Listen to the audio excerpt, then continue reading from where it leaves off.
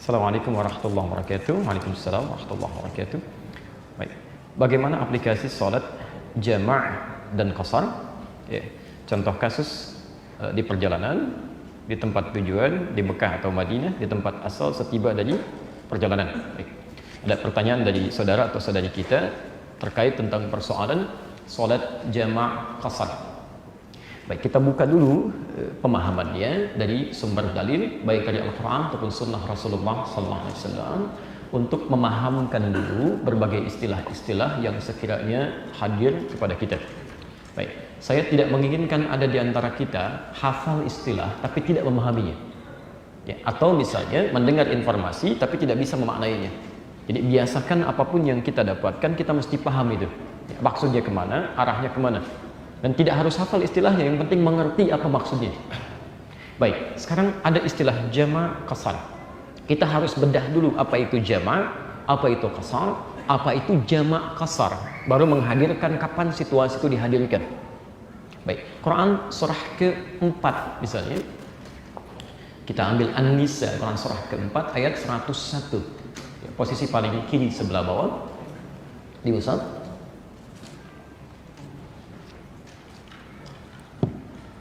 Sudah? Quran surah 4 An-Nisa ayat 101 posisi paling kiri sebelah bawah. Ini kita bisa hadirkan hadisnya. Hadis riwayat Ibnu Majah nomor hadis 867. Ya. Kalau bisa dari 871 ya. 867 sampai 871. 867 sampai 871. Lalu berikan garis bawah di 871-nya. Itu inti yang paling penting tentang jumlah rakaatnya. Sudah? Kemudian kalau Anda inginkan buku untuk bisa membahasnya yang sudah ada terjemahan dalam bahasa Indonesia, bisa dicari kitab Zadul Ma'ad misalnya, Zadul Ma'ad karya Syekh Ibnul Qayyim Al-Jauziyah. Misal yang di jilid pertama halaman 467. Jilid pertama halaman 467. Baik, kita buka dulu gambarnya. Pertama, Bapak Ibu sekalian, ada 3 istilah yang harus kita bedakan. Ada jama', ada qasar, kemudian ada jama' dan qasar. Semua ini terkait dengan persoalan salat. Teori dasar dalam salat, Allah meminta kepada kita untuk menjaga semua waktu salat, tunaikan sesuai dengan waktunya. Ini teori dasarnya. Ya, itu bisa ditemukan misal di Quran surah kedua Al-Baqarah ayat 238, posisi paling kanan sebelah atas. Ya, di situ Allah berfirman, "Hafizu 'alas salawati was salatil wusta wa qumu lillahi qanitin." Hafizu, ini hafizu 'alas salawat, jaga betul waktu-waktu salat. Bentuknya di situ jama', ya. Sudah. Bentuknya di situ jama'. Hafizu 'alas salawat. Hafizu 'alas salawat. Hafizu 'alas salawat.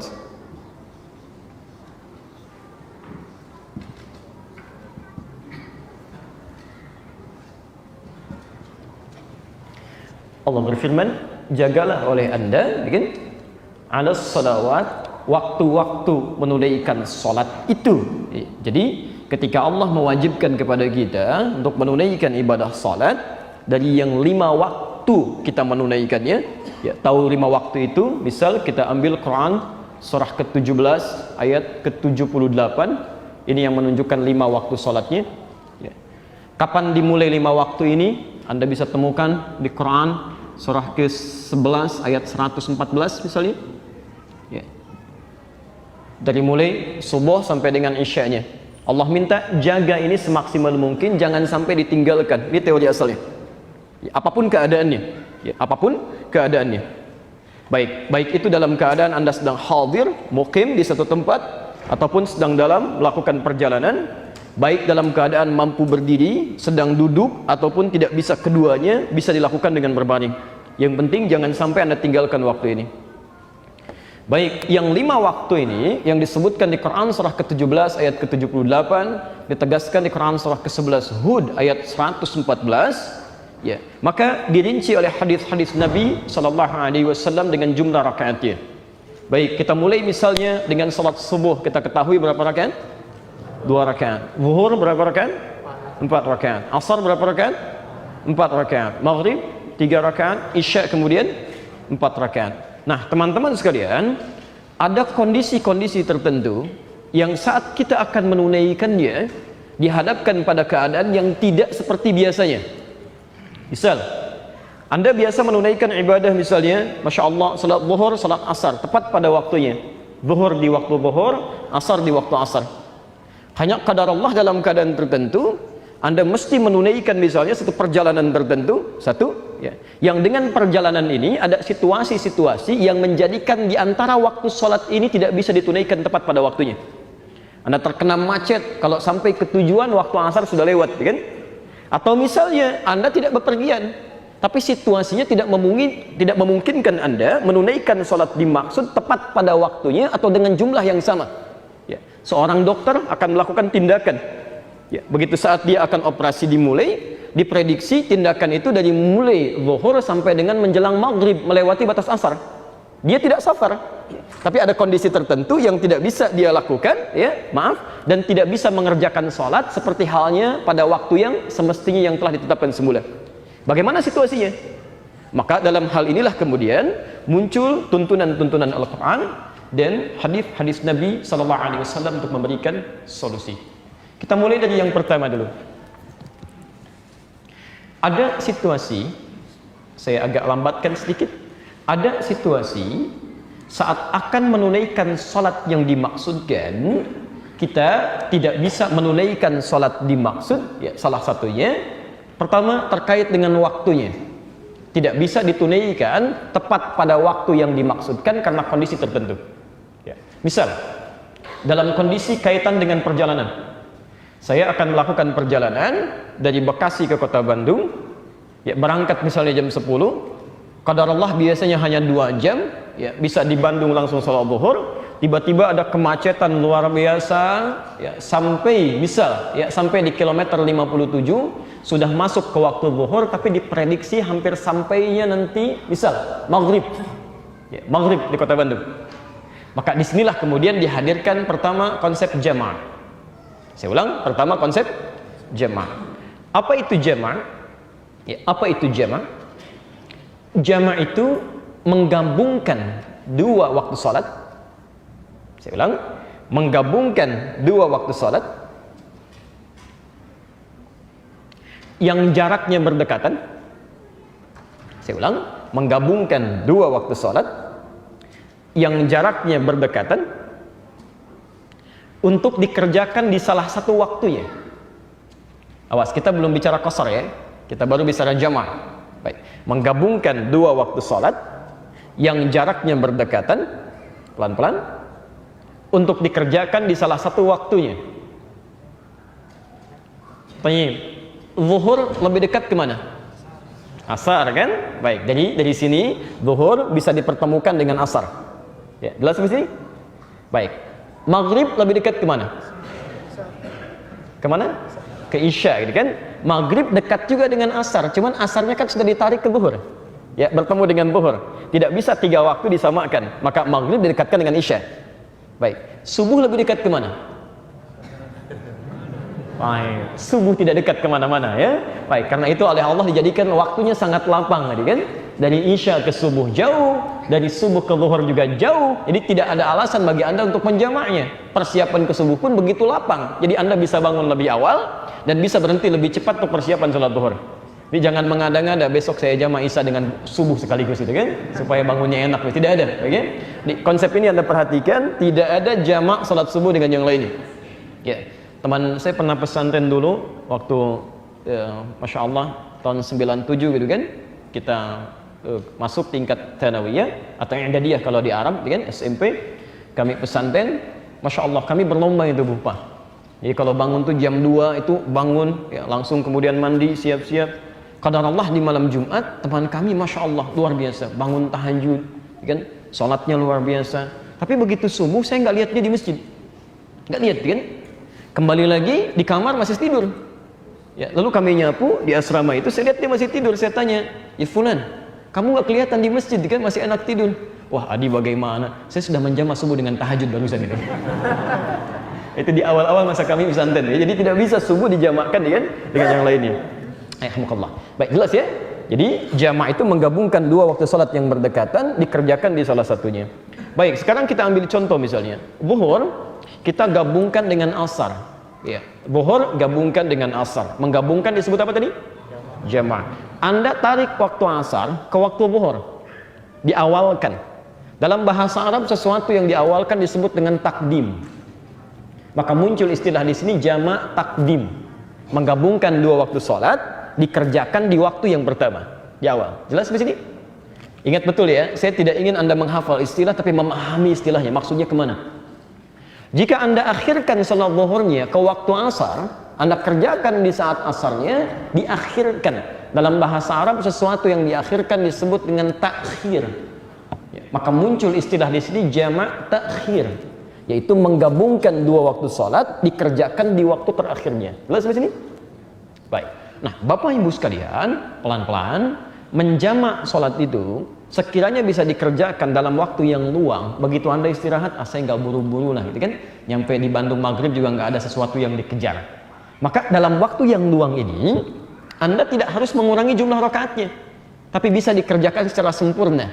Misal, yang zuhurnya 4, yang asarnya 4. Maka di sini yang disebut dengan jamak kamil, jamak sempurna. Mengerjakan dua waktu salatnya secara sempurna dengan jumlah rakaat yang telah ditetapkan. Jelas di sini? Dan ini sering dipersingkat dengan istilah jamak saja. Saya jamak. Jelas ya?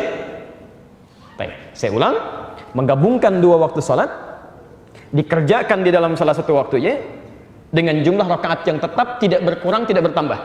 Ya, jelas di sini? Baik, jadi di sini ketentuan pertama Anda mesti ingat, tidak setiap yang dijamak itu mesti dikurangi rakaatnya. Jelas ya? Baik. Kondisi kedua. Saya mau perjalanan ke satu tempat. Mau ke Lampung misalnya. Flight pertama untuk penerbangan di waktu siang berlangsung schedule-nya jam setengah 1, ya, jam 12.30. Ke Lampung itu kalau menggunakan pesawat, qadarullah itu paling lama 30 menit. Ya, 26 menit, 30 menit langsung landing gitu kan. Nah, hanya waktu zuhurnya jam 11 sekarang misal 38. Ya, kadang-kadang semakin naik 11.50 gitu ya. Anda masih punya kesempatan sholat di situ untuk menunaikan sholat zuhur. Tapi yang jadi masalah kadang-kadang saat menunggu misalnya sampai ke iqamatnya ditunaikan 4 rakaat, orang sudah masuk ke pesawat. Kalau Anda selesaikan sampai 4 rakaatnya, Anda bisa ketinggalan pesawat. Ya. Bagaimana solusinya di sini? Sementara situasi yang lain, ketika Anda terbang ke Lampung, landing jam berapa tadi? Misal jam 1:30 gitu kan? Baik, waktu asar sudah tiba apa belum? Belum. Ya. Bahkan asar di sana itu lebih lambat 8 menit dibandingkan dengan Jakarta atau Bekasi. Jadi kalau sekarang asarnya misal kita jam 14.55, di sana jam 3:03 gitu kan? Masih ada 2 jam di sana, asarnya belum tiba. Maka dalam kondisi ini Anda tidak harus menarik sholat asar ke sholat zuhurnya, tapi dengan kondisi Anda tidak bisa menyempurnakan zuhur 4 rakaat, maka Anda bisa kurangi jumlah yang 4 itu menjadi 2 rakaat. Itu yang disebut dengan qasar. Awas ya, qasar. Quran surah keempat ayat 101, posisi sebelah kiri paling bawah. Awas, kita ingin perbaiki dulu pemahaman masyarakat. Ada yang berpemahaman kalau setiap jamak mesti qasar, atau setiap qasar mesti jamak, kan? Awas, ada situasi yang Anda bisa jamak saja, ada situasi yang Anda bisa qasar saja di sini. Baik, kita bacakan ayatnya. Bismillahirrahmanirrahim. Fa idza darabtum fil ardi falaysa 'alaikum junahun an taqsuru minas shalah. Satu kondisinya. Lihat kalimatnya. Maka jika Anda sedang beraktivitas di muka bumi, bisa sedang berpergian, sedang beraktivitas, kan? Falaisa 'alaikum junahun an taqsuru minas shalah. Maka tidak ada salahnya bagi Anda, tidak ada dosa bagi Anda, jangan merasa bahwa tidak sempurna kalau perjalanan aktivitas yang dilakukan menjadikan Anda mesti mengurangi jumlah bilangan rakaat salat. Disebut dengan qasar. Qasar itu menyingkat. Di Al-Quran sudah memberikan isyarat ada kondisi-kondisi tertentu yang menjadikan salat kita mesti diringkas. Baik.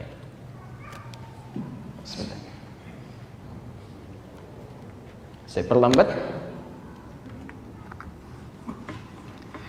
Tadi yang pertama salatnya apa namanya? Jama'. Oke. Yang kedua apa tadi istilah Qur'annya? Qasar. Nah. Mohon fokus Bapak Ibu sekalian. Saya ingin sekali Anda bisa paham dengan apa yang kami sampaikan, dan pemirsa Akhir TV dimanapun Anda berada. Kami tidak menginginkan Anda menghafal tapi memahami konteksnya. Ya. Dia ada manusia mensana in corpore sano, ya kan? Neranginnya ke sana, ditulisnya ke sono, gitu kan? Nah, ini yang jadi masalah. Baik. Atau diterangkan ke sana, pahamnya ke sono, ya. Ini yang pertama. Ini gabungan, menggabungkan dua waktu salat, dikerjakan di salah satunya.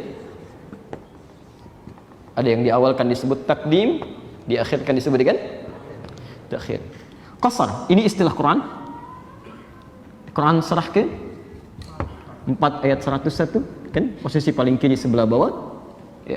Wa idza darabtum fil ardi, kalau Anda melakukan perjalanan aktivitas di muka bumi, falaisa 'alaikum junahun an taqsuru minas shalah. Ada situasi-situasi yang menjadikan Anda bisa menyingkat waktu salat dan tidak ada salahnya di situ. Enggak ada dosa, kan? Baik. Muncul istilah qasar. Menyingkat. Baik. Perhatikan pelan-pelan ayat ini. Perhatikan pelan-pelan, ya. Satu, ada kalimat qasar, menyingkat. Salat apa yang disingkat dan menjadi berapa rakaat saat kita akan menyingkatnya? Wah, karena di sini Quran tidak menjelaskan, kan? Baik, kira-kira yang bisa diqasar salat apa saja? Berapa rakaat? Tahu dari mana? Tidak usah ngarang, ya. Kita lihat ke Ibnu Majah, nomor hadis 871 dari Ibnu Umar. Oke. Ada hadis riwayat Ibnu Umar radhiyallahu taala anhuma, kan? Riwayat disambungkan atau disebutkan oleh Ibnu Majah di kitabnya, nomor hadis 871, itu yang paling utama yang tadi saya katakan garis bawahi. Kata beliau, sahibtu Rasulullah sallallahu alaihi wasallam fi safari. Saya seringkali menemani Rasulullah sallallahu alaihi wasallam dalam satu perjalanan yang cukup jauh. Hati-hati, fala yazidu ala rak'ataini. Maka beliau tidak pernah menambah dalam salatnya lebih dari 2 rakaat. Lebih dari 2 rakaat. Baik. Maka kalimat hadis ini memberikan kesan kepada kita, salat yang disingkat itu jumlah bilangannya dijadikan menjadi berapa rakaat? 2 rakaat. Ini satu. Apa yang disingkat? Apa yang disingkat? Baik, karena kondisinya, kata para ulama, menyebutkan jumlah bilangan singkatannya sampai dengan 2 rakaat, artinya salat yang boleh disingkat itu dipersingkat bilangannya menjadi 2 rakaat, yaitu secara konsekuensi logisnya salat-salat yang lebih bilangannya dari 2 rakaat. Jadi kalau ada salat misalnya bilangannya pas 2 rakaat, itu tidak ada dipersingkat lagi. Jelas, ya? Subuh berapa rakaat? Keterlaluan kalau Anda qasar juga, gitu kan? Baik, subuh 2 rakaat, Anda pengen qasar sampai 1 rakaat, ya? Masya Allah, itu tidak ada. Nah, sekarang yang di atas 2 rakaat itu apa saja salatnya? Baik, zuhur, ini kan 4 rakaat, kemudian asar berapa rakaat? 4 rakaat, maghrib 3 rakaat, kemudian isya berapa? 4 rakaat. Nah, fokus teman-teman sekalian. Jadi diisyaratkan oleh hadis Nabi SAW, riwayat Ibnu Umar, menyingkat salat yang bilangannya lebih dari 2 rakaat menjadi berapa? 2 rakaat. Apakah semua salat ini boleh disingkat jadi 2 rakaat? Ternyata tidak. Pada prakteknya Nabi menjadikan salat-salat ini menjadi 2 rakaat jika, awas catat ini, jumlah bilangan salatnya lebih dari 2 rakaat dan sifatnya genap bukan ganjil. Saya ulang, sifatnya genap bukan ganjil, ya. Jadi langsung dibagi pada 2 bagian dan menghasilkan 2 rakaat di situ. Baik. Kita lihat yang genap di sini, zuhur genap 4 berarti bisa, ya. Asar bisa. Maghrib 3 rakaat bentuknya atau sifatnya ganjil, jadi tidak bisa mengqasar salat maghrib. Gak ada maghrib bagi 2, 3 bagi 2, 1,5 gitu kan. Begitu ruku langsung salam, itu tidak ada. Oke. Nah, pelan-pelan isya bisa. Jadi kita bertemu sekarang, ya, kita paham, ya. Baik. Kalimat qasar dalam Al-Quran menyingkat waktu sholat, jumlahnya 2 rakaat. Berapa yang disingkat ditemukan dalam riwayat hadis. Sholat-sholat yang lebih daripada 2 rakaat dengan bilangan yang genap. Jelas di sini? Jelas. Teruskan. Dalam kondisi apa kita kemudian bisa mengqasar sholat? Satu, bahasa Qurannya. Idza darabtum fil ardi, jika Anda sedang beraktivitas di muka bumi, ya, melakukan perjalanan, ya, diistilahkan dalam bahasa hadis safar. Safar, perjalanan yang cukup jauh yang memengaruhi zona waktu, ya, waktu bisa berubah gitu kan. Baik, pelan-pelan. Ini satu. Yang kedua, fala junaha 'alaikum an taqsuru minas shalah in khiftum. Ada kalimat in khiftum. Ya. Jika Anda khawatir. Jika Anda khawatir. Kata para ulama kalimat in khiftum jika Anda khawatir kalau dipisahkan dengan kalimat safar, ada kondisi-kondisi tertentu yang saat kita tidak safar, cuma ada kekhawatiran kalau tidak mengqasar jadi persoalan misalnya. Ya. Misal seperti tadi ada dokter gitu kan. Kemudian dia akan melakukan tindakannya harus segera dilakukan, tapi tidak sampai waktu asar misalnya, ya zuhur, tapi harus cepat. Pasien darurat nih, pasien darurat sekarang misalnya kan. Baik, kadar Allah dia mau sholat, ya masih ada waktu misalnya 5 menit kan, atau 2 menit. Dia bisa lakukan qasarnya sekalipun dalam kondisi, mohon maaf, tidak dengan jamaknya. Ya, langsung zuhur misalnya jadikan 2 rakaat. Pelan-pelan. Atau kondisi berbeda. Ada in khiftum dari kata khauf, khawatir, ya. Kondisi peperangan, ya. Kan tidak sedang safar ya. Ya, Anda sedang peperangan, terjadi misalnya peperangan tertentu, tiba waktu sholat, Anda boleh dirikan. Bahkan istilahnya sholat khauf di sini. Ya, sholat khauf. Jadi begitu sedang Anda tunaikan, Anda bisa qasar, nanti sifatnya beda dengan sholat seperti biasa. Ya, jadi begitu yang di depan misalnya sujud, di belakang masih berdiri. Nanti begitu yang di depannya bangkit, di belakang baru sujud. Diatur di ayat setelahnya. Di ayat 102-nya. Nah, teman-teman sekalian, dalam kondisi seseorang sedang berperang di sini, sekalipun tidak dalam keadaan safar, dia boleh mengqasar waktu sholatnya menjadikan yang 4 ini menjadi 2 rakaat. Jelas di sini? Baik, awas hati-hati ya. Misal tidak menjadi beban gitu ya. Begitu Anda lewatkan ditambah jumlahnya menjadi sempurna, tiba-tiba, maaf, kondisi yang dimaksudkan khauf itu darurat namanya.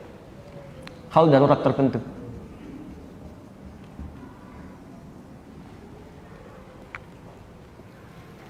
Kondisi darurat tertentu yang dikhawatirkan tidak mampu menyempurnakan sholat dengan keadaan yang sedang mendesak. Ya, jelas ya? Ada keadaan sangat mendesak, tidak bisa kemudian Anda tinggalkan itu karena membahayakan sifatnya, maka boleh kemudian dijadikan sholat yang sempurna itu 4 rakaat menjadi qasar. Ya, 2 rakaat. Sekalipun tidak harus menjamak sholat yang lainnya. Jelas di sini? Baik. Jadi ada yang pertama situasi safar. Yang kedua, situasi darurat tertentu ya, yang menjadikan Anda bisa menjadikan bilangan jadi 2 rakaat sekalipun tidak harus menambah dengan sholat yang setelahnya atau sholat asar atau yang lainnya. Ya, jelas di sini? Baik. Jadi ini yang kedua yang disebut dengan sholat qasar. Satu sholat apa namanya? Jamaah. Yang kedua apa? Qasar. Baik. Yang ketiga, ada kondisi yang memaksa Anda atau menjadikan Anda mesti menggabungkan keduanya. Ya, jamaah plus qasar. Saya ulang, jama' plus qasar. Pertama jama' saja, kedua qasar saja, yang ketiga jama' dan qasar sekaligus. Allahu Akbar. Anda ingin ke Bandung dari kilometer 57, macetnya luar biasa, diduga sampai sana maghrib gitu kan. Sementara begitu ke kilometer 57 berdesakan satu dengan yang lainnya, masih cepat keluar lagi, rest area dibatasi. Maka kondisi seperti itu bisa menjadikan Anda menggabungkan 2 waktu sholat plus dikurangi jumlah rakaatnya. Jelas di sini? Baik, gabungkan zuhur dengan asar, masing-masing tunaikan 2 rakaat, 2 rakaat. Ini yang disebut dengan jama' qasar. Jelas? Anda tidak sedang dalam perjalanan, ada kondisi darurat tertentu. Ya, Anda seorang dokter mesti melakukan tindakan. Oh, ini panjang nampaknya operasinya nih. Dari mulai zuhur sampai menjelang maghrib. Masya Allah, kalau Anda teruskan misalnya, ya maaf, untuk menunaikan waktu sholat di sholat asar, jadi masalah pada pasien. Begitu zuhur diamati, sudah sholat zuhur, asar belum. Ya, begitu dibuka, dilihat jantungnya, asar berkumandang. Allahu Akbar, Allahu Akbar. Maaf Pak ya, saya harus sholat dulu, nanti saya balik lagi ke sini. Nggak bisa.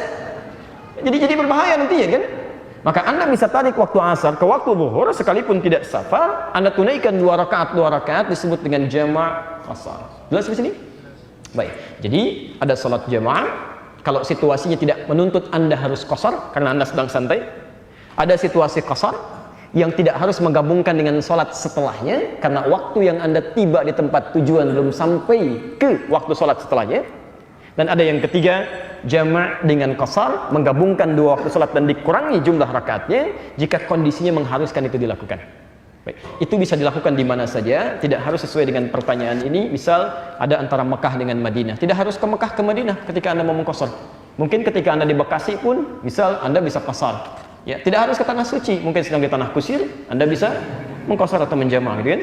Jelas ya? Insyaallah.